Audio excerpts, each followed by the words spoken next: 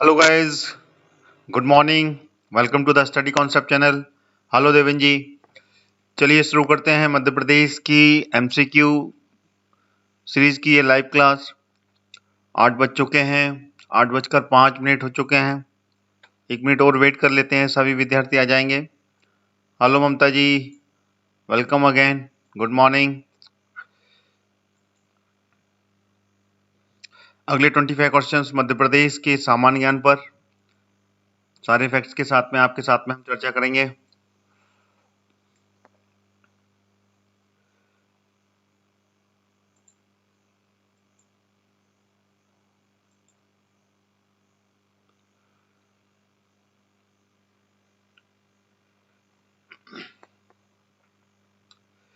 चलिए शुरू करते हैं। Here is the first question.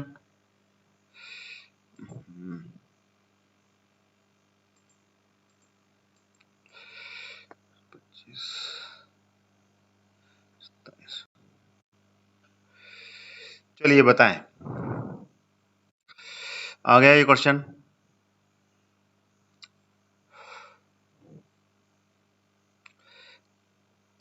Ibrahim Lodhi से किस तोमर वंश के शासक ने संघर्ष किया था? वीरसेन, विक्रमादित्य, सूरजसेन या फिर मानसिंह? किस तोमर वंश के शासक ने संघर्ष किया था इब्राहिम लोधी के साथ?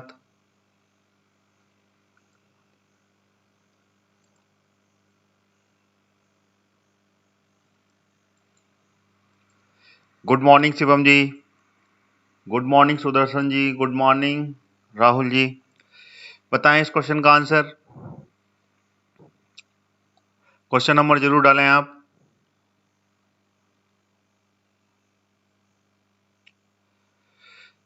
इसका आंसर है विक्रमादित्य।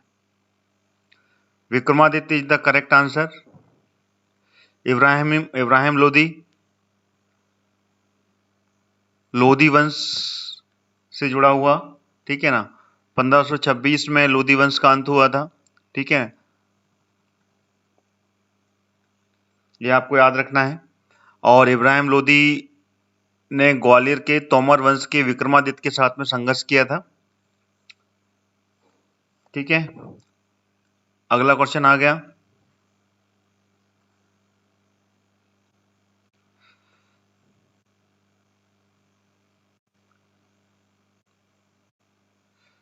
अगला क्वेश्चन, चंदेल राजवंश के संस्थापक था कौन था?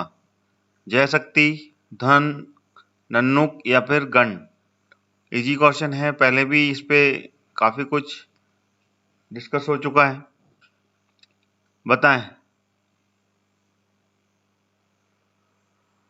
चंदेल राजवंश का संस्थापक का नाम बताएं।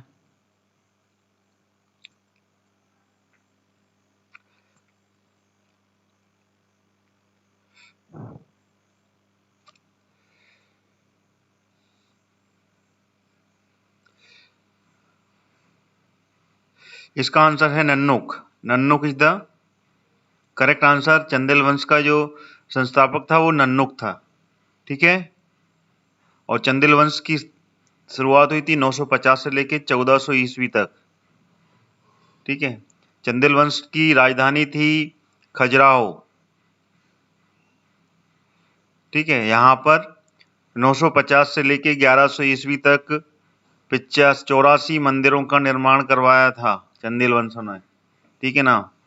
मध्य प्रदेश की पहली विश्व धरोहर में घोषित क्षेत्र है खजुराहो, ठीक है। इसको याद रखना है, 1986 में इसको विश्व धरोहर में शामिल किया गया था। चलिए अगला क्वेश्चन आ गया।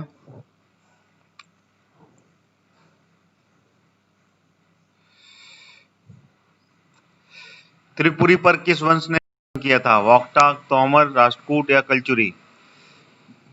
इसका आंसर दें।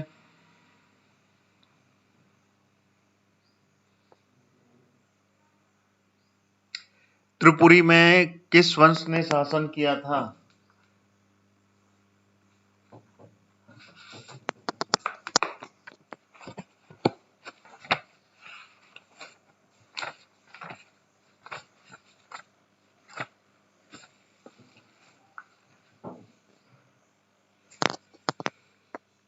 चलिए इसका भी आंसर जो है वो है चौथा नंबर, जिन्होंने भी लगाया कलचुरी वंश is the correct answer. Tripuri वंश में कलचुरी वंश ने शासन किया था और ये दक्षिण की शाखा थी, दक्षिण की शाखा बोलते थे इसको, ठीक है। और उत्तर की जो शाखा थी वो थी गुजरात में, गुजरात में थी कलचुरी वंश की, और दक्षिण की शाखा थी वो कलचुरी वंश की, वो त्रिपुरी यानी कि जबलपुर में थी, ठीक है। और इनका जो शासन था वो था 620 से लेके 1181 तक। दक्षिण की शाखा त्रिपुरी जो कि जबलपुर में है, वहां पर इन्होंने शासन किया कलचुरी वंश ने। और जो उत्तर की शाखा थी वहां पर 550 से लेके 1156 ईस्वी तक, ठीक है। इसको आपको ऐसे याद रखना है, ये मैंने कई बार रिपीट भी किए हैं। ये उत्तर की शाखा में इन्होंने शासन किया था कलचुरी वंश ने, ठीक है। कलचुरी वंश के आज के समय में जो सरनेम है वो आप जानते होंगे, चौकसे, शिवहरे, ये जितने भी हैं ऑल दी आर कलचुरी वंश, ये सब कलचुरी वंश से ही संबंधित हैं आज के समय। चलिए अगला क्वेश्चन आ गया।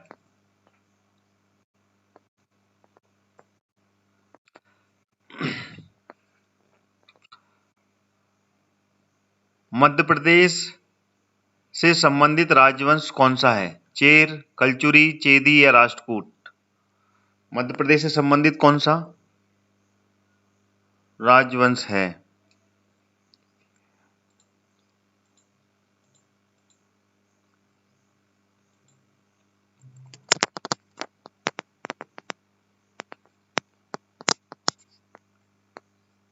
इसका आंसर दें। इसका आंसर भी इजी है, आप बता सकते हैं, अभी पिछले क्वेश्चन में रिपीट हुआ है। कलचुरी, कलचुरी वंश is the correct answer. Madhya Pradesh की त्रिपुरी में कलचुरी वंश ने राज किया था, ठीक है। और महाजनपद काल के समय में देखा जाए तो चेदी एक राज्य था, ना कि वंश था। चेदी एक राज्य था, ठीक है, महाजनपद था ये, जो कि मध्य प्रदेश के विंध्य क्षेत्र में था, चेदी वंश, ठीक है। चेर और राष्ट्रकूट ये दोनों दक्षिण के वंश हैं, ठीक है। अगला क्वेश्चन आ गया। 2011 की जनगणना के अनुसार प्रदेश का जनसंख्या घनत्व कितना है? 145 व्यक्ति प्रति वर्ग किलोमीटर, 236 प्रति वर्ग किलोमीटर, 162 व्यक्ति प्रति वर्ग किलोमीटर, या इनमें से कोई नहीं। 2011 की जो जनगणना हुई है उसके अनुसार प्रदेश का जो जनघनत्व है वो क्या है? क्वेश्चन नंबर जरूर डालें आप लोग।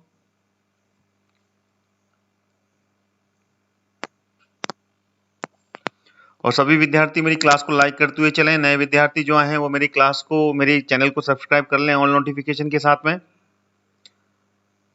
जिससे कि सारे लाइव क्लास के नोटिफिकेशन आपको मिलेंगे। और सारे विद्यार्थी मेरी क्लास को लाइक जरूर कर दें एक बार फटाफट, मैं इंतजार कर रहा हूं।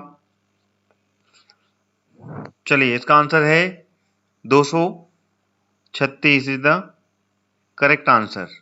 सारे विद्यार्थी क्लास को लाइक करें फटाफट। चलिए अगला क्वेश्चन आ गया।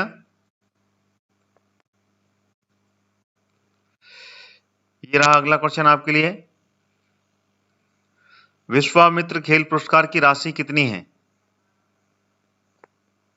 25,000, 30,000, 40,000 या 50,000? इसका आंसर दें। विश्वामित्र खेल की राशि कितनी है? विश्वामित्र खेल पुरस्कार जो होता है उसमें राशि कितनी दी जाती है?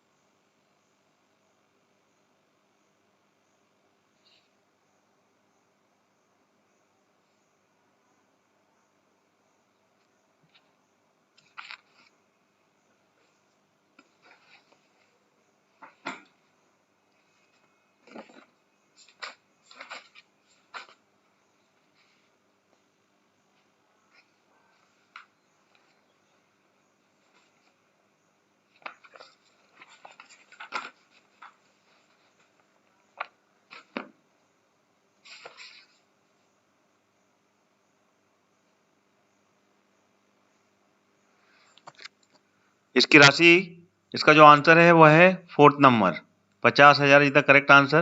ठीक है ना, 50,000 राशि दी जाती है विश्वामित्र खेल पुरस्कार में।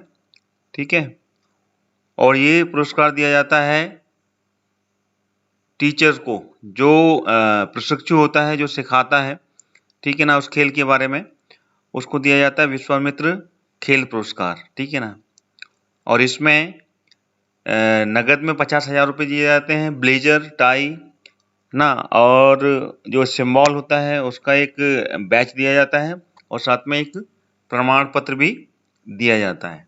ठीक है, अगला क्वेश्चन आ गया, मध्य प्रदेश के किस पुरास्थल से चित्रित शैलकृत गुफाएं मिली हैं? बताओ कहां पर? महेश्वर, आदमगढ़, त्रिपुरी या कसरावद? किस पुरास्थल से मतलब ये मिली हैं चित्रित शैलकृत गुफाएं?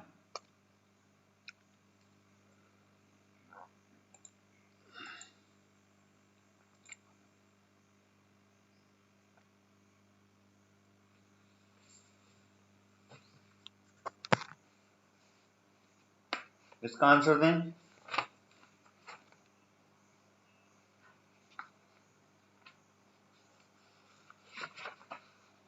गुड मॉर्निंग ईशु जी।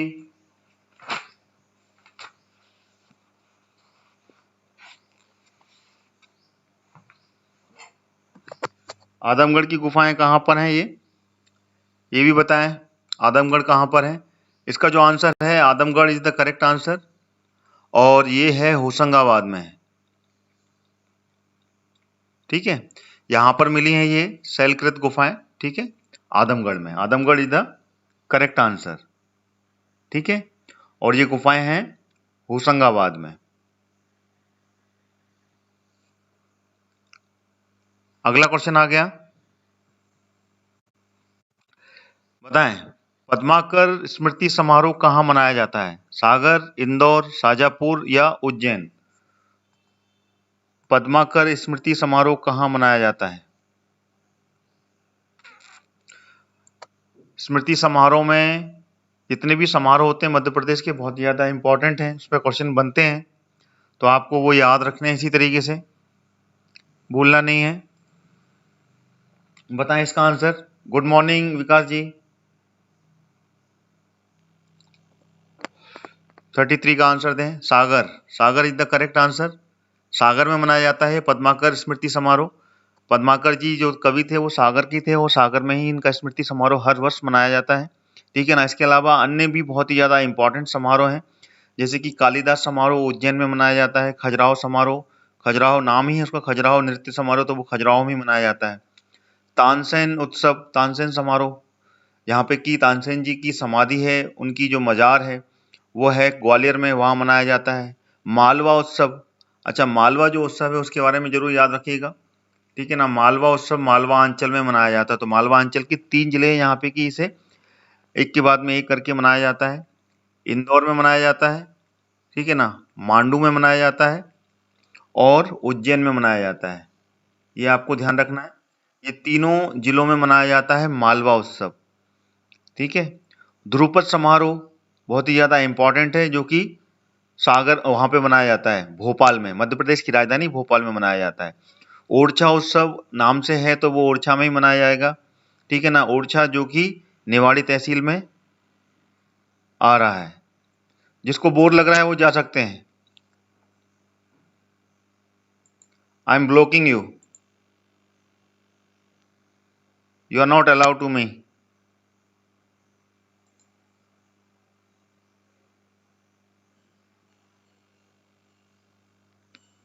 दीपक जी, आपको बोर लग रहा है, आप जा सकते हैं यहां से। अगला क्वेश्चन आ गया,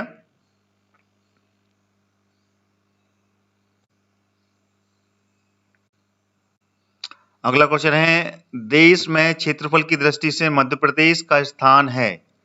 दूसरा, पहला, तीसरा या चौथा? बताएं इसका आंसर।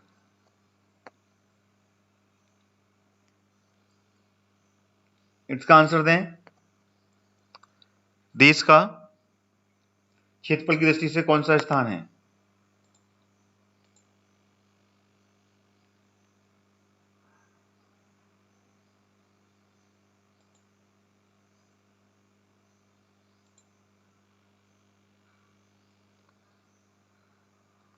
इसका आंसर है दूसरा, second is the correct answer. ठीक है ना। दूसरा स्थान है देश में क्षेत्रफल की दृष्टि से मध्य प्रदेश का।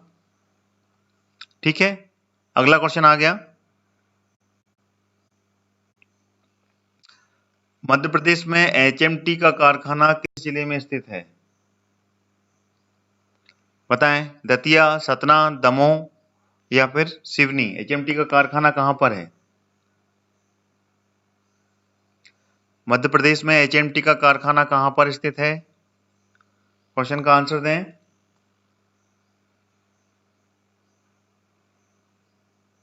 एचएमटी घड़ी और एचएमटी हिंदुस्तान मशीन टूल्स नाम है ये। इसका कारखाना कहां पर है? इसका कारखाना है Datia. Datia is the correct answer. Madhya Pradesh के दतिया में है एचएमटी का कारखाना। अगला क्वेश्चन आ गया।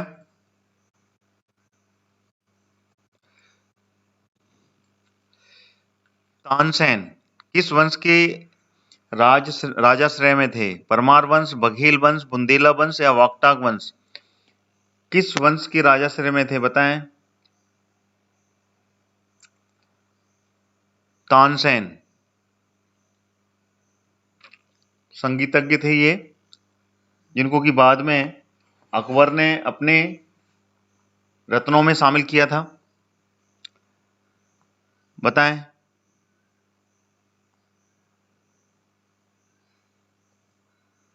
इसका आंसर है अतुलकर जी, घड़ी कारखाना बैतूल में भी है, लेकिन एचएमटी का कारखाना जो है वो दतिया में है। HMT actually one of the biggest plant. वहां पे एचएमटी हिंदुस्तान मशीन टूल्स की बहुत सी मशीनें भी बनती हैं। एचएमटी घड़ी नहीं बोल रहे हैं ये, एचएमटी की घड़ी भी बनती है ये, लेकिन एचएमटी का कारखाना बोल रहे हैं। ठीक है, इसका जो आंसर है बघेल वंश। बघेल वंश is the correct answer. Tansen, जो उस्ताद तानसेन थे वो बघेल वंश के राजा से में थे। ठीक है ना। उसके बाद में अकबर ने बघेल वंश से तानसेन को बघेल वंश को अपने अधीन कर लिया था और वहां से तानसेन को अपने नवरत्नों में शामिल किया था। ठीक है, अगला क्वेश्चन आ गया।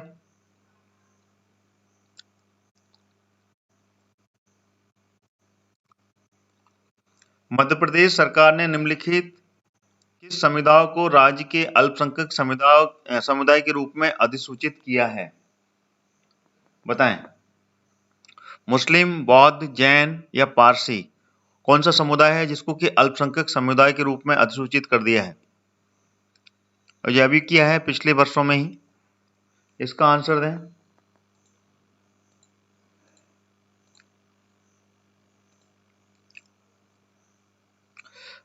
दो 237 का आंसर दें।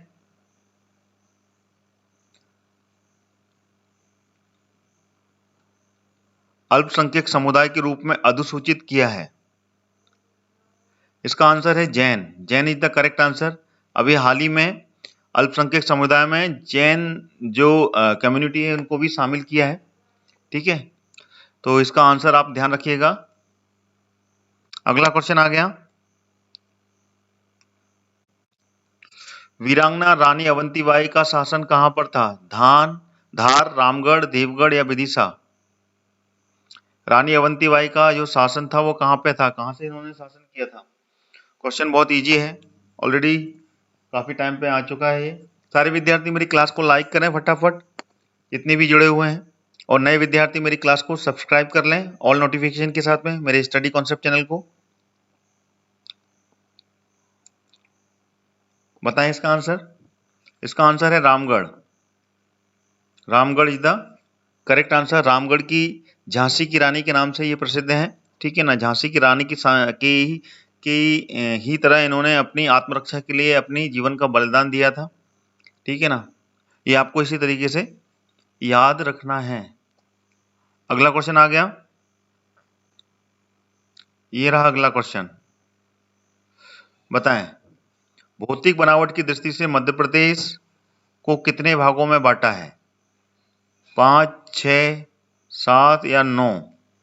भौतिक बनावट की दृष्टि से मध्य प्रदेश को कितने भागों में बांटा है? बताएं।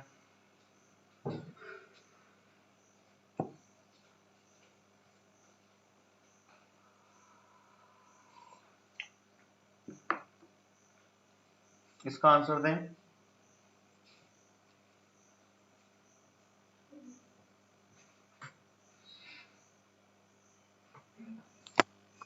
Good morning Pawan ji.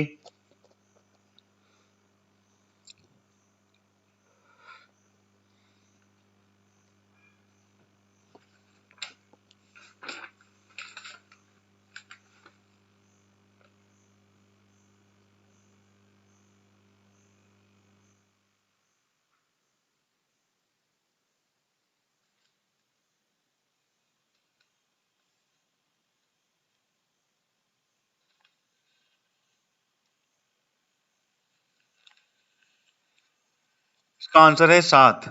7 is the correct answer. 7 भागों में बांटा है। अब ये 7 भाग कौन कौन से हैं इसके बारे में क्लियर करना है अपने को, ठीक है ना। जैसे ही मेरे पास में इसके बारे में मिलेगी जानकारी मैं आपको बताऊंगा कि 7 भाग कौन कौन से हैं। कल की क्वेश्चंस की सीरीज में मैं आपको बता दूंगा कि वो 7 भाग कौन कौन से हैं, ठीक है ना। थोड़ा सा इस पे कंफ्यूजन भी है मेरे को, ठीक है ना। आंसर में 7 दिया हुआ है। So I am going to clear you by tomorrow. कल मैं इसको क्लियर कर दूंगा आपको, ठीक है ना। Let it be by tomorrow. अगला क्वेश्चन, काला सीसा या फ्लेमिंगो किस खनिज को कहा जाता है? डोलामाइट, मैग्नीज, ग्रेफाइट या रॉक फास्फेट? बहुत ही इजी क्वेश्चन है। काला शीशा किसे कहते हैं?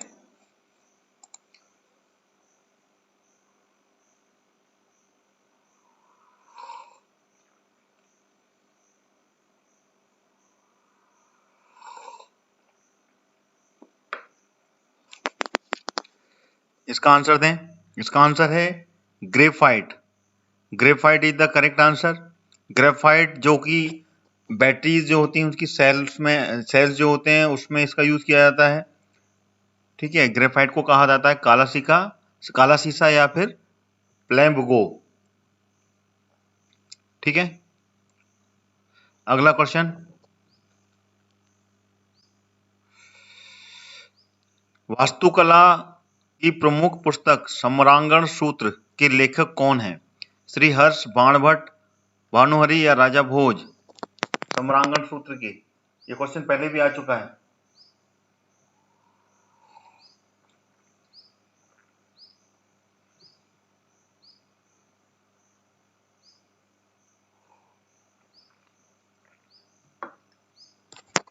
इसका आंसर दें। इसका आंसर है राजा भोज। राजा भोज ने सम्रांगण सूत्र की रचयिता हैं, इसकी रचना की थी। और धार इनकी राजधानी थी, धार से इन्होंने शासन किया था, ठीक है।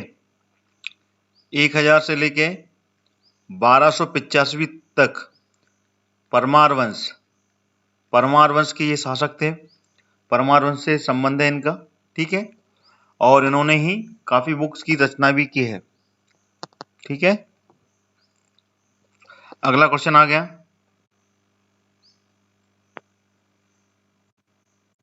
निम्नलिखित में से कौन सा बांध नर्मदा नदी से संबंधित नहीं है? बताएं।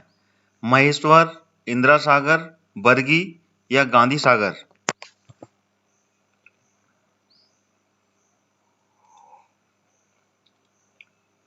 इसका आंसर दें।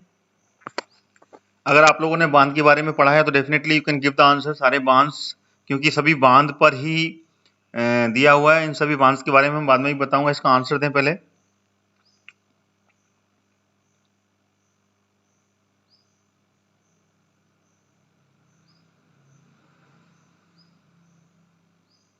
क्वेश्चन नंबर जरूर डालें साथ में।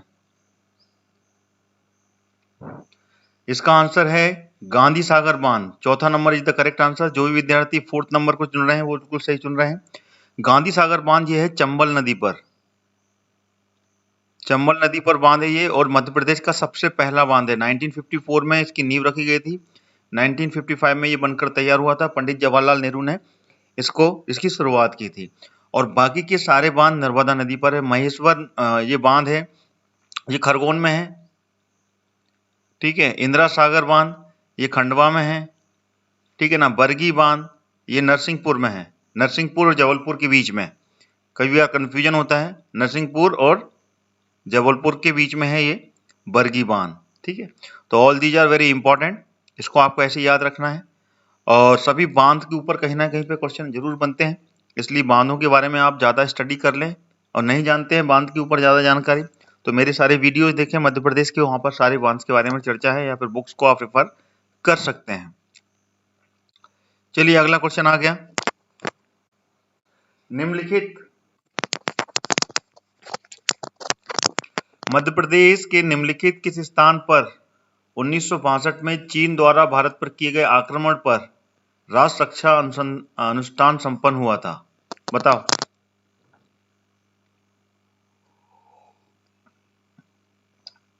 पीताम्बरा पीठ, गौतमगिरी तीर्थ क्षेत्र, विदिशा या भेड़ाघाट? इसका आंसर दें। कहां पर हुआ था जब भारत चीन का युद्ध हुआ था 1962 में? उस समय इसका आंसर है पीताम्बरा पीठ। पीताम्बरा पीठ में हुआ था ये। पीताम्बरा पीठ इज द करेक्ट आंसर। 1962 में जब भारत पर आक्रमण किया गया था, उस समय राष्ट्र रक्षा अनुष्ठान संपन्न किया गया था पीताम्बरा पीठ में, और यह है दतिया में, मध्य प्रदेश की दतिया जिले में स्थित है ये। अगला क्वेश्चन आ गया।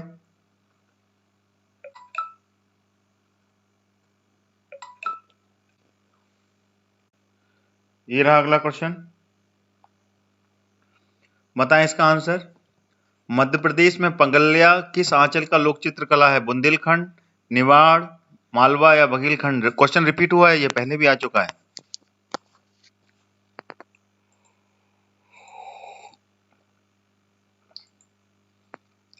इसका आंसर दें।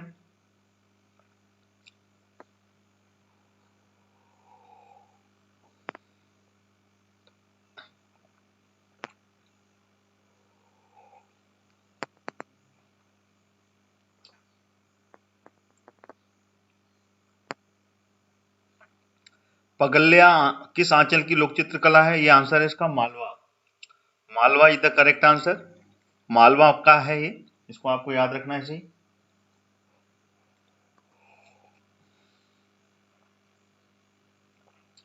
अगला क्वेश्चन आ गया।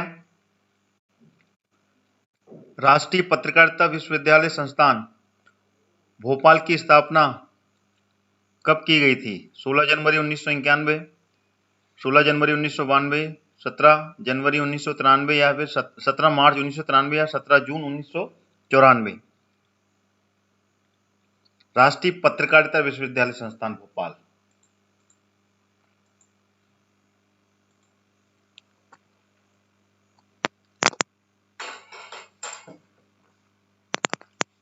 इसका आंसर दें। सभी विद्यार्थी मेरी क्लास को जरूर लाइक कर दें, जितने भी जुड़े हुए हैं। I am waiting for. अभी लाइक ज़्यादा मिले नहीं है, विद्यार्थी ज़्यादा जुड़े हुए हैं, कनेक्टेड है मेरे से। सभी से मेरा निवेदन है कि सभी मेरी क्लास को लाइक करते हुए चलें। चलिए इसका आंसर दें। इसका जो आंसर है वो है 16 जनवरी 1991 द करेक्ट आंसर। राष्ट्रीय पत्रकारिता विश्वविद्यालय संस्थान जो भोपाल में स्थित है, उसकी स्थापना हुई थी 16 जनवरी 1991 को। ठीक है। अगला क्वेश्चन आ गया।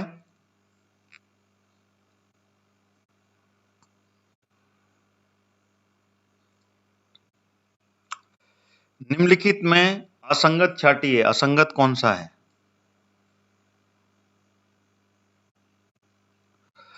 भगवान दास, विजय नायडू, रमेश भाटिया या शिवाजी पवार?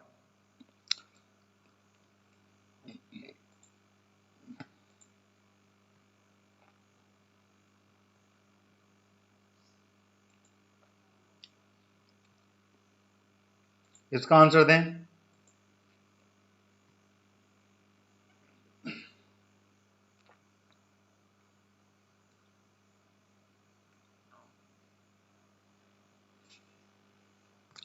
इसका आंसर है Shivaji Pawar. Shivaji Pawar is the correct answer है। बाकी सब एक ही खिलाड़ी से, एक ही खेल से संबंधित हैं, लेकिन शिवाजी पवार अन्य खेल से संबंधित है। ठीक है ना, ये सब आई थिंक क्रिकेट से संबंधित हैं, मुझे याद आ रहा है। ठीक है, चलिए अगला क्वेश्चन।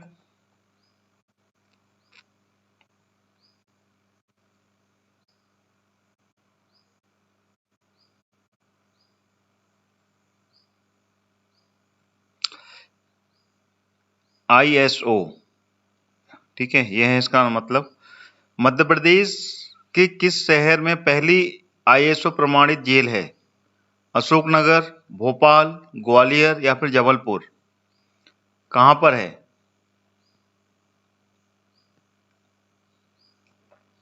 इसका आंसर दें।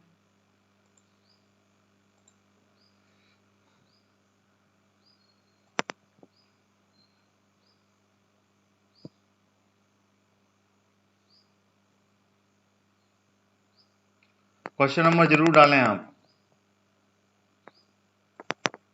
ISO प्रमाणित जेल भोपाल में है। Bhopal is the correct answer. Madhya Pradesh की राजधानी भोपाल में ISO प्रमाणित जेल है। अगला क्वेश्चन आ गया। प्रदेश की निम्नलिखित नदी घाटी परियोजना तथा संबंध नदियों के युग्मों को में कौन सा सुमेलित नहीं है? मतलब इसमें असंगत बताना है, जो फॉल्स है वो बताना है आपको। इंदिरा सागर परियोजना नर्मदा नदी, चंबल घाटी परियोजना चंबल नदी, बाण सागर परियोजना सोन नदी, माही परियोजना रीवा नदी। असंगत बताइए, आराम से बता सकते हैं। अगर आप नदियां और बांध के बारे में जानते हैं, इजीली आप बता पाएंगे। इंदिरा सागर बांध किस नदी पे बना हुआ है? चंबल घाटी परियोजना किस नदी पर चल रही है? बाण सागर परियोजना किस नदी पर चल रही है? और माही परियोजना किस नदी पर चल रही है? अगर इसके बारे में जानकारी होगी तो definitely you can give the answer correct. चलिए, इसका जो आंसर है वो माही परियोजना, बिल्कुल सही लगा रहे हैं आपने। देखिए साफ साफ लिखा हुआ है माही परियोजना, यानी कि माही नदी पर। और माही नदी कहाँ पर है? ये है धार में। ठीक है, और यहाँ पर रीवा नदी लिखा हुआ है, तो सीधी सीधी बात है, रीवा नदी नाम से कोई नदी है ही नहीं है, तो असंगत तो यही बन रहा है। बाकी इंदिरा सागर परियोजना ये बिल्कुल नर्मदा नदी पर है, तो ये ट्रू है। चंबल घाटी परियोजना चंबल नदी पर है, बिल्कुल सही है ये। बाण सागर परियोजना सोन नदी पर है, बिल्कुल सही है ये। ठीक है, ये तीनों के तीनों सही हैं, तो इसका जो आंसर है वो चौथा नंबर है। ठीक है, अगला क्वेश्चन।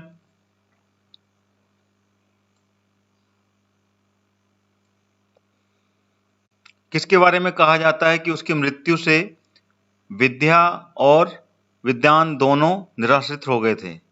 विद्या और विद्वान दोनों निराश्रित हो गए थे। राजा भोज, दंग, यशोवर्मन या राजा हर्ष? बताओ किसके बारे में, कौन से राजा के बारे में कहा जाता है?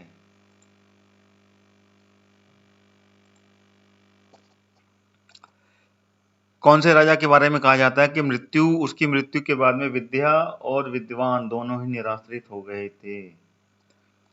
चलिए, इसका जो आंसर है वो है फर्स्ट नंबर, पहला इज द करेक्ट आंसर, राजा भोज। राजा भोज की मृत्यु के पश्चात ये कहा जाता है कि विद्या और विद्वान दोनों ही निराश्रित हो गए थे, क्योंकि ये बहुत ही ज्यादा ज्ञानी और विद्वानों की का सम्मान करने वाला राजा था। जितने भी विद्वान थे वहां पे, जो ज्ञानी थे, उनका बहुत सम्मान करता था, तो दोनों ही यहाँ पर निराश्रित हो गए थे। तो ये है राजा भोज, जो कि परमार वंश से थे, जो मैं आपको पहले ही बता चुका हूं, धार को जिसने राजधानी बनाया था अपनी। अगला क्वेश्चन आ गया,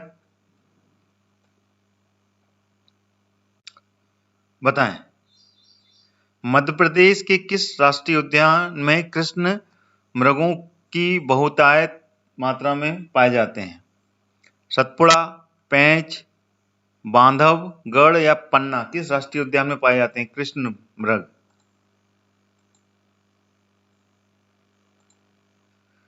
कृष्ण मृग यानी कि काले हिरण, काले हिरण कृष्ण मृग बोलते हैं, कारण काले हिरण को भी कहा जाता है। कौन से राष्ट्रीय उद्यान में पाए जाते हैं बहुत ज्यादा मात्रा में? इसका आंसर है पेंच। पेंच राष्ट्रीय उद्यान में पाए जाते हैं कृष्ण मृग। ठीक है, पेंच राष्ट्रीय उद्यान जो कि सिवनी में है,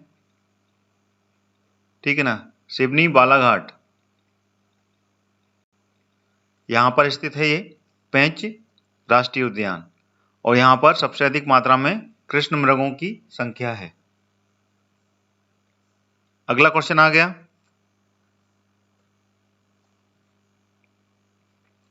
बताएं इसका आंसर। मध्य प्रदेश के 2003 में गठित जिले शामिल हैं, कौन सा जिला शामिल है इसमें 2003 में गठन किया गया था उसमें से? इसमें से एक है सीधी, हरदा, बड़वानी या बुरहानपुर 2003 में। इसका आंसर दें।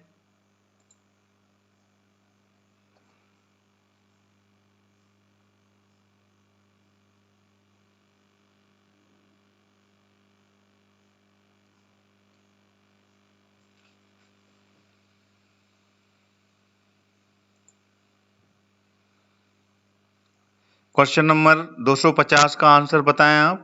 क्वेश्चन नंबर जरूर डालें साथ में। 2003 में कौन सा जिला गठित हुआ था?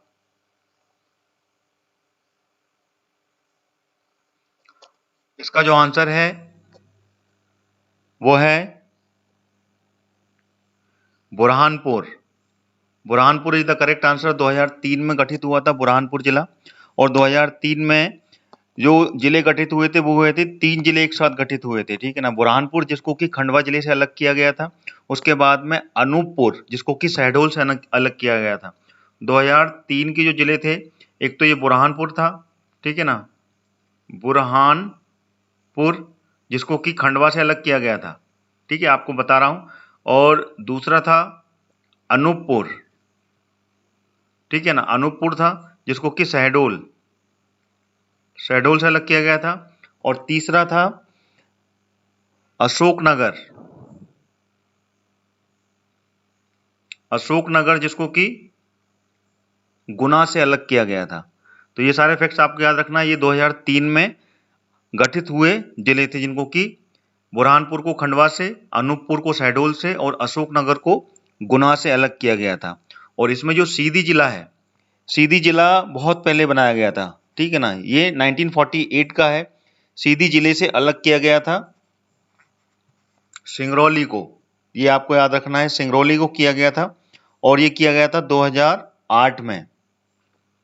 इससे सिंगरौली को अलग किया गया था। ये तो 1948 में ही बन गया था सीधी जिला, ठीक है।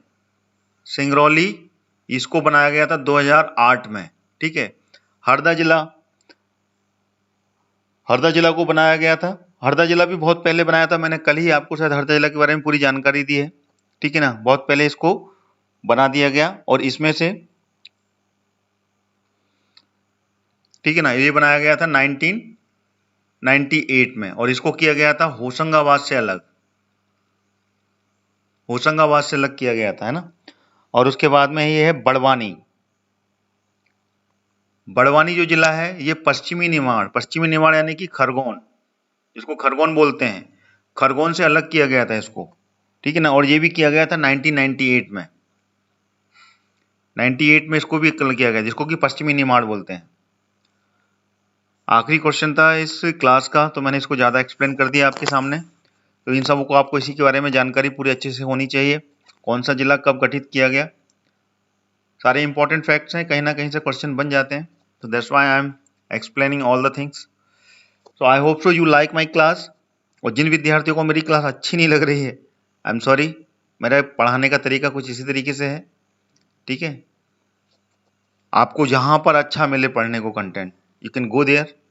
और मेरी क्लास जिन विद्यार्थियों को अच्छी लग रही है, जिनको पसंद आ रही है, वो मेरी क्लास को लाइक करते हुए चलें, और लगातार मेरी क्लास के साथ में जुड़े रहें। मेरी कोशिश रहती है कि मैं आपको अच्छा कंटेंट प्रोवाइड करा सकूं, और अच्छे से एक्सप्लेन कर सकूं, जिससे कि आपको सभी क्वेश्चंस, सभी फैक्ट्स क्लियर हों। और कंटेंट तो रिवाइज होते रहेंगे, क्योंकि revision one of the more important pattern about the study. Static GK में जितना रिवीजन होगा उतना ही अच्छा रहेगा, रिवीजन पे ही कंसिस्टेंसी आती है। So thank you all of you.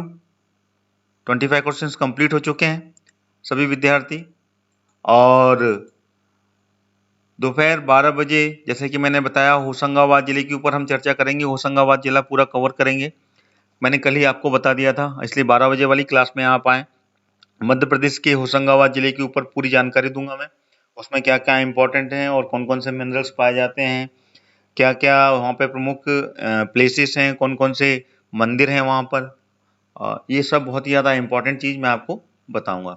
तो सभी विद्यार्थियों को बहुत बहुत थैंक यू, बहुत बहुत धन्यवाद। आप लगातार जुड़े रहें मेरे साथ में, और नए विद्यार्थी मेरी क्लास को सब्सक्राइब करते हुए चलें। 12 बजे फिर मिलते हैं। Thank you so much.